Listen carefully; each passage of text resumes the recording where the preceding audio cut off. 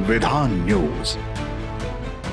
बड़ी और छोटी दिवाली के बारे में हम सब जानते हैं, पर क्या कभी आपने देव दिवाली के बारे में सुना है? ऐसे बहुत सारे लोग हैं जिनको इसके बारे में पता है, पर ऐसे भी बहुत लोग होंगे जिनको इनके बारे में नहीं पता। असल में कार्तिक महीने में 3 तरह की दिवाली मनाई जाती है, जिनमें से सबसे पहले मनाई जाती है कार्तिक मास की कृष्ण चतुर्दशी को छोटी दिवाली या नरक चौदस।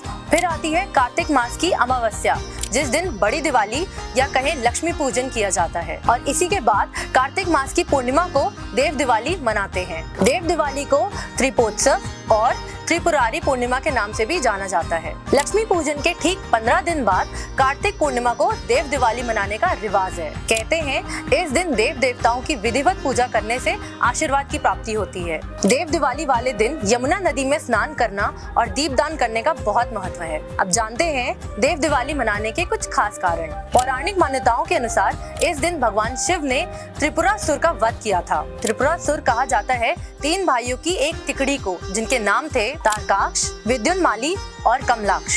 इसी दिन भगवान विष्णु ने मत्स्य अवतार लिया था। ये भी कहते हैं कि कार्तिक पूर्णिमा को ही श्री कृष्ण को आत्मज्ञान हुआ था। अब आइए जानते हैं कि क्या करना चाहिए इस दिन पे। देव दिवाली का पर्व जो मनाते हैं कार्तिक मास की पूर्णिमा को, जिसमें आरोग्य की प्राप्ति होती है, रोग विनाशक और सद्बुद्धि प्रदान करने के साथ साथ माँ लक्ष्मी की साधना के लिए ये दिन बहुत सर्वोपरि माना जाता है। अब बात करेंगे कि ऐसा क्या करें इस दिन कि आपको सुख और समृद्धि प्राप्त हो। पहला, नदी स्नान। कार्तिक के पूरे महीने नदी में स्नान करने का प्रचलन है और इसको अधिक महत्व दिया गया है। कहते हैं कि इस महीने में श्री हरि जल में निवास करते हैं और इसीलिए खास तौर पर पूर्णिमा के दिन स्नान करना अति शुभ माना गया है। मंदान पारिजात के अनुसार कार्तिक मास में हमारी इंद्रियों पर संयम रखकर चांद सितारों की मौजूदगी में सूर्योदय से पहले पुण्य पाने के लिए रोज स्नान करना चाहिए। दीपदान। मान्यताओं की माने तो इस दिन सभी देवता गंगा नदी के घाट पर आकर दीप जलाकर प्रसन्न होते हैं। इसीलिए कहा जाता है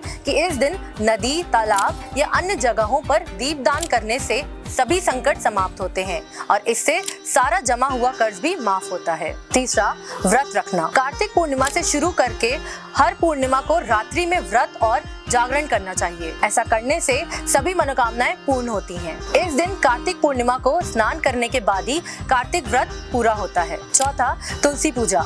कार्तिक मास की पूर्णिमा वाले दिन ही शालिग्राम के साथ तुलसी जी की पूजा की जाती है। इसलिए कहा जाता है कि इस दिन पूरे सच्चे मन के साथ तुलसी माँ और श्री हरि को पूजें।